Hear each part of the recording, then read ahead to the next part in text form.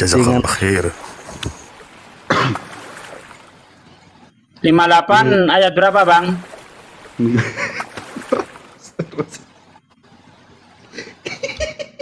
Ayat berapa tadi, James? Ayat berapa, Bang? Boleh diulangi lagi, James? Kenapa saya keterusan? Ada apa ini? Barakallah, Mbak De.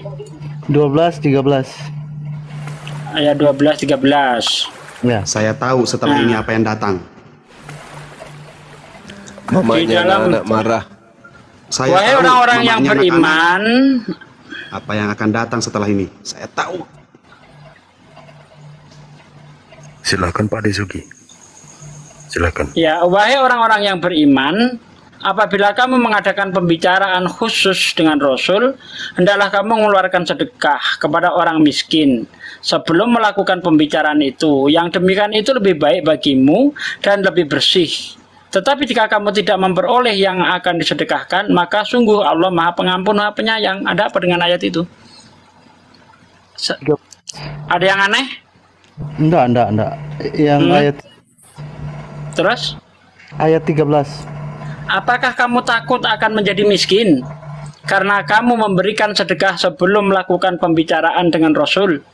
Tetapi jika kamu tidak melakukannya dan Allah telah memberi ampun kepadamu, maka laksanakanlah sholat dan tunaikanlah zakat serta taatlah kepada Allah dan Rasulnya, dan Allah Maha mengetahui terhadap apa yang kamu kerjakan.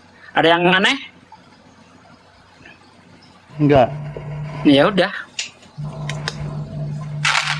Artinya di sini umat Islam itu dipacu untuk terus berbuat baik. Ya, benar. Ya, untuk bersedekah, peduli kepada sesama. Betul. Itu. Tetapi sedekah di dalam Islam tidak ada pemaksaan. Beda dengan Yesus. Kata Yesus, jual seluruh hartamu, bagikan kepada si miskin. Lukas 18 ayat 20. Nah, kalau Islam nggak harus jadi miskin. Ada aturan 2,5% dari harta yang kita miliki. Kalau Yesus semua. Nah, jadi kalau Anda ingin masuk surga, Anda harus miskin menurut Yesus.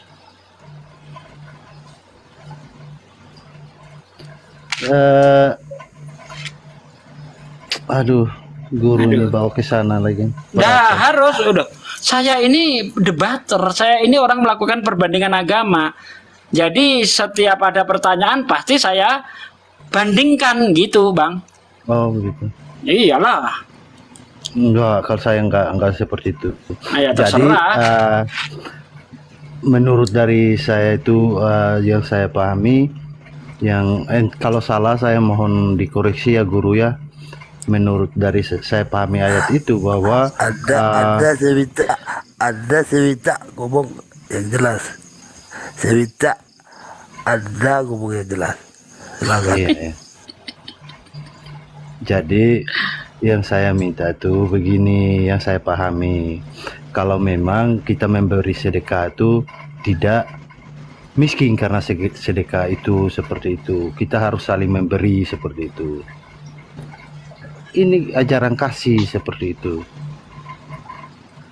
Iya, ya kan? itu di dalam Islam. Itu. Tapi beda dengan Yesus, Bang. Jual semua hartamu, bagikan kepada si miskin. Itu syaratnya masuk surga. Jadi kalau ingin masuk surga, menurut ajaran Yesus, bukan Kristen ya, menurut ajaran Yesus kamu harus miskin. Coba dibaca baik-baik ayatnya itu. Ada orang kaya bertanya kepada Yesus, guru yang baik, perbuatan apa yang harus aku lakukan supaya mendapatkan hidup yang kekal? Dijawab oleh Yesus, mengapa kamu berkata aku baik? Tidak ada satupun yang baik kecuali hanya Allah saja. Jika kamu ingin mendapatkan hidup yang kekal, apakah kamu tidak tahu perintah Tuhan? Jangan membunuh, jangan bersaksi dusta, hormati orang tuamu, kasih sesamamu, seperti kamu mengasihi dirimu sendiri. Dijawab oleh orang kaya itu, hal itu sudah aku lakukan sejak masa mudaku. Kalau begitu kurang satu lagi, kata Yesus. Apa itu? Jual semua hartamu, bagikan kepada si miskin. Artinya kita nggak boleh punya harta. Jual semua tanpa terkecuali.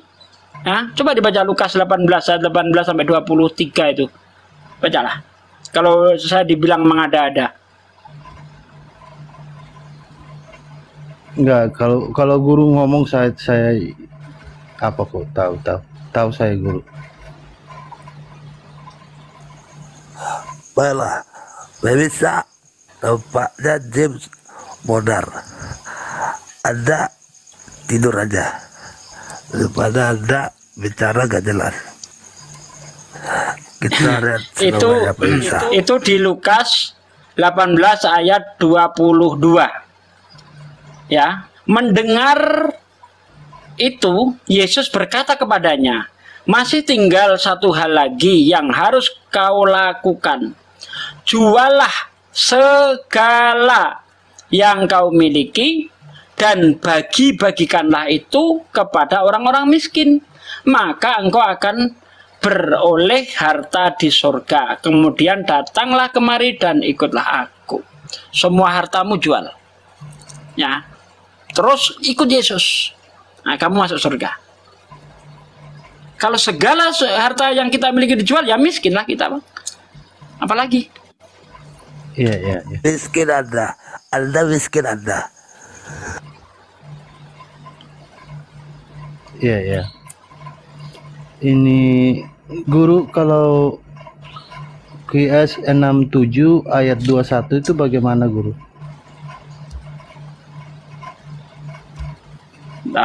Quran 67, Quran surah Al-Mulk ayat berapa? 21. Atau siapakah yang dapat memberimu rezeki jika dia menahan rezekinya? Bahkan mereka terus-menerus dalam kesombongan dan menjauhkan diri dari kebenaran. Memang Allah itu Ar-Razzaq. Allah itu maha memberi rezeki. Kalau Allah tidak memberi rezeki, siapa yang bisa menolong kamu? Nah, itu kan. Makanya kalau Allah sudah memberi rezeki, kita harus saling menolong. Nah, itu pinter. Ya. Anda saya minta diam. Silakan Pak De. Saya minta Anda diam, James. Silakan Pak De. Apa sih? Kembali ke laptop.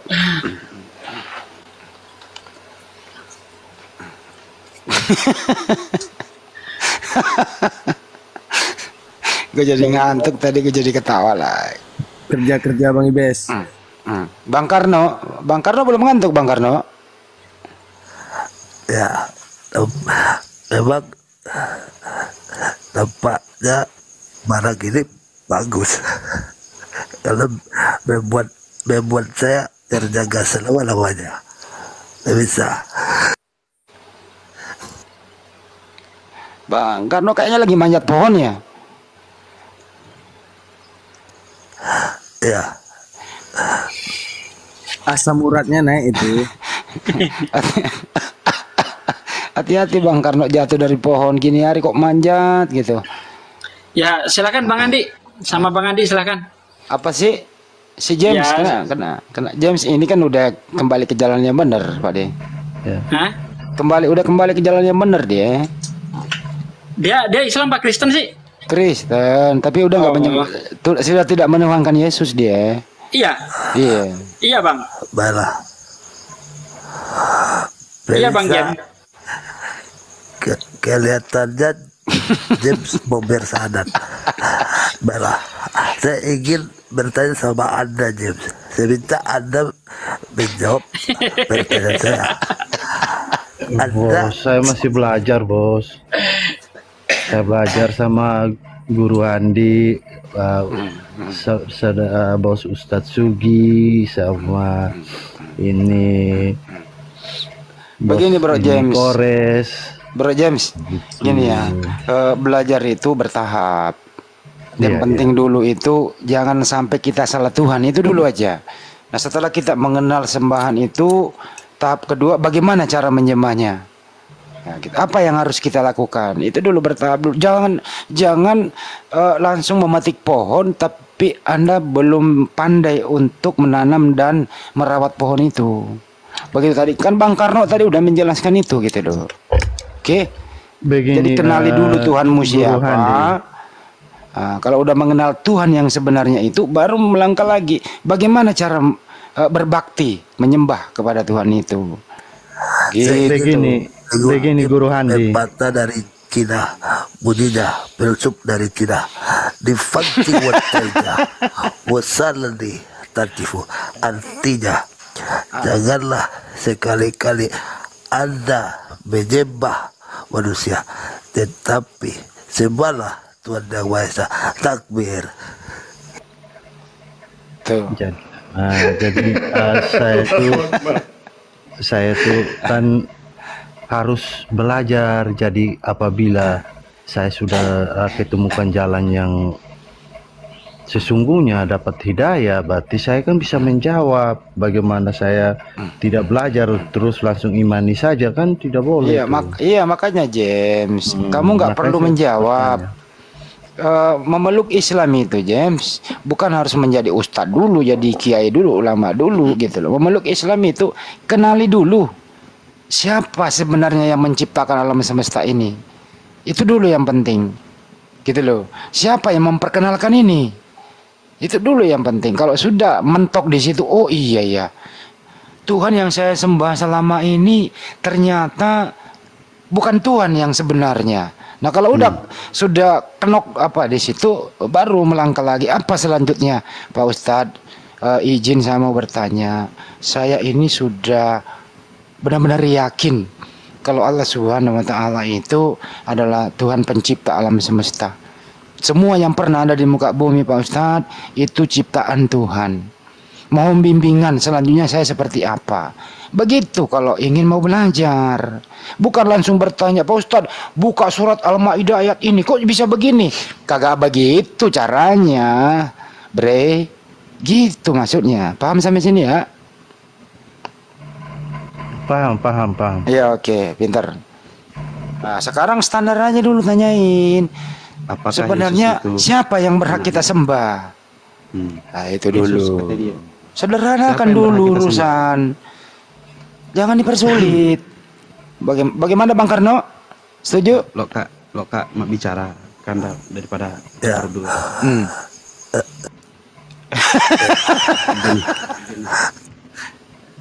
James. Ini kenapa ngomongnya ngos-ngosan gini ya? James. Itu apa, panjat pinang apa tuh? Saya minta Anda diam. Saya minta. Oh ya, siap. Anda jangan menghina saya.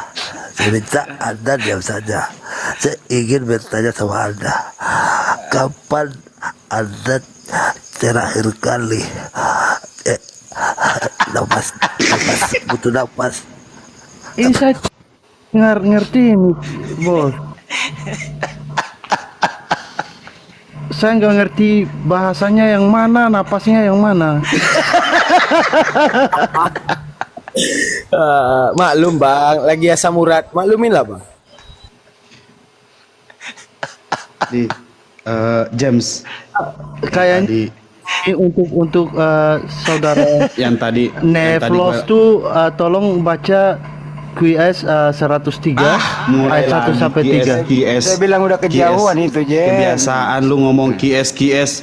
Lu coba baca Kisah Para Rasul 2 ayat 36. Manusia dalam kerugian, ya, kalau tidak menjelaskan kepada orang yang tidak tahu. Udahlah, Ya. Jen. Nah, Ketinggian itu. Ini makanya dijelaskan kepada lu. Lu coba baca Kisah Para Rasul 2 ayat 36. Coba lu baca, James. Kaum Israel harus tahu bahwa Allah atau Bapa di surga menjadikan Yesus itu Tuhan. Markus 16 ayat 19. James. Terangkat ya dia ke surga dulu di sebelah kanan Bapa. Ini Bible berjalan loh di sini. Tanya aja Bible hafal kita semua, Be. Jadi gini aja, Mas. Standar aja dulu, Bre. Standar aja dulu. Enggak usah. Enggak, sebentar Bang Andi. Iya. Nih Bang Andi ya. Saya punya konsep ketuhanan seperti ini. Kan Lukas mengatakan bahwasanya telah lahir bagimu Tuhan Juru Selamat di kota Daud, kan begitu? Ya itu. Berarti ya yang lahir itu adalah manusia 100%, ilahi 100%. Nah, sampai dia disalibkan, dia itu dia itu menggenapi nubuatan itu, mengatakan bahwasanya Eli Eli lama sekali. Eli Eli lama sabachthani. Allahku Allahku mengapa engkau meninggalkan aku? Pada saat itu Yesus ditinggalkan oleh keilahiannya, sehingga Yesus hanya manusia 100%. Jadi udah nggak ada ilahi. Karena apa? Karena kembali ke kerajaan sorga untuk menjadikan Yesus sebagai Tuhan di muka bumi ini. Yaitu jawabannya Kisah Para Rasul 2 ayat 36. Seperti itu. Makanya yang menebus manusia itu adalah Tuhan. Karena kalau tidak kembali menjadikan Yesus sebagai Tuhan, yang menebus manusia hanya manusia biasa juga. Tetapi Allah Bapa menjadikan Yesus sebagai Tuhan untuk membuktikan bahwasanya Yesus itu Tuhan seutuhnya, makanya dia mati. Maka dari itu Kristus telah mati lalu bangkit kembali supaya ia menjadi Tuhan, baik orang-orang mati maupun orang-orang hidup. Makanya Yesus itu membuktikan kebangkitannya. Disitulah Yesus disebut Tuhan oleh Paulus. Setelah itu dia makan ayam ikan goreng. Setelah makan ikan goreng dan berbicara kepada murid-muridnya, maka terangkatlah ia ke sorga dan duduk di sebelah kanan Allah Bapa. Sebelah kanan Allah Bapa ini, ketika Kristen yang fasih, yang kafah menjawab ini adalah kalimat alegoris, yaitu apa? Perumpamaan.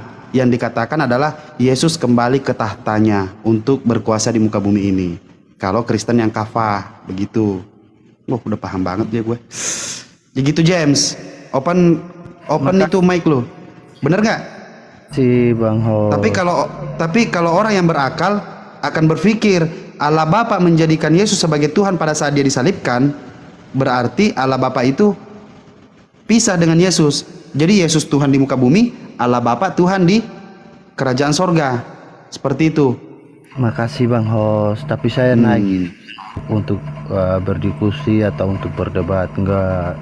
Ya memang enggak, saya menginjili kamu juga. Jadi kamu diam aja, kamu dengar.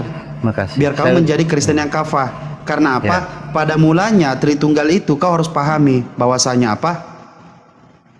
Tritunggal itu pada mulanya adalah Bapa, Anak dan Bunda Maria.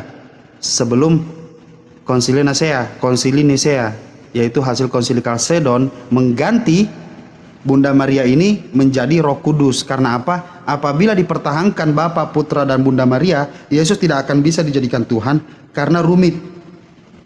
Ketika Bunda Maria selalu ada di sampingnya Yesus, ya Yesus tetap anak manusia. Nah, maka dari itu hasil Konsili Kalsedon mengakal-akali biar konsep Tuhan itu sempurna. Makanya Tuhan itu dijadikan apa? Makanya Bunda Maria itu diganti Roh Kudus. Biar apa? Roh Kuduslah yang berpengaruh. Begitu. Malam pun kita bahas ya Bang Ibes melalui Al-Quran yang masalah setiap hari gue balas. Sampai capek gue balasnya. Tinta kelabu. Coba ya.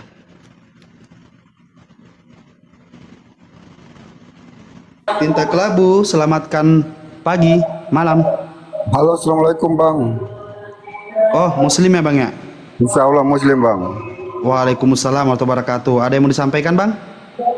Iya Bang, saya ingin bertanya ini sama si Oten Bang. Nggak ada Bang. Nggak ada Bang. Nggak ada Bang. ya? Iya, nggak ada Bang. Kenapa Bangnya? Iya Bang. Kita gantian dulu ya Bang ya. Oke siap Bang. Oke, makasih ya Bangku. Mantap, moderatornya gercep.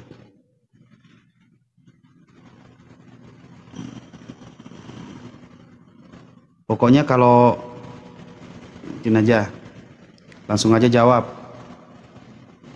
Kalau Kristen salon. Turun lagi. Apa lagi? Oh. Islam apa Kristen, Bang? Pengen nanya lu Bang, astaga. Oh ya, mau nanya apa Bang? Gini, kan kemarin tuh ada Oten nanya nih Bang. Katanya kitab kalian nih sempurna, tapi kenapa harus ada hadis gitu Bang? Kan jadi saya sebagai Islam nggak jawab, malu Bang. Ya udah, makanya jangan naik Bang ke komal-komal Kristen kalau nggak bisa jawab. Itu jawaban yang paling tepat Bang. Bukan naik ke komal Bang, cuman teman gitu, kayak teman gitu. Oh ya. Teman. jelaskan bahwasanya yang pertama yang harus dipahami adalah Al-Quran itu beda dengan hadis. Al-Quran itu firman Allah dari Allah langsung yang diturunkan kepada Rasulullah melalui Jibril. Itu Al-Quran. Hadis itu adalah ucapan atau sabda-sabda Rasulullah yang dituliskan dan juga ya gitulah. Pusing gua. Sedikit saya tambahkan. Iya, bukan enggak sedikit, banyakin. Oke. Mekanisme penulisan Al-Quran dalam Kitabul Itqan fi Ulumul Quran itu secara mekanisme Al-Quran itu tulis secara ijmali. Tahu nggak ijmali gimana bang? Universal. Nah arti universal itu cuma disebutkan misalnya aqimus shalah, dan kepada rukun-rukun salat bagaimana mengerjakan dan segalanya itu tidak disebutkan. Jadi menunjukkan Al-Quran cuma secara universal saja. Namun untuk pentaksis secara khususnya itu bagaimana? Nah itu disebutkan di hadis. Bukan berarti Al-Quran lemah.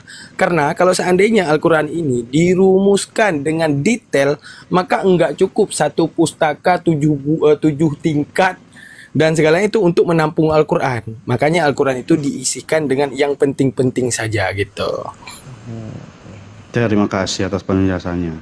Sudah ditulis bang penjelasan yang tadi? Sudah bang, sudah di. Oke, terima kasih banyak.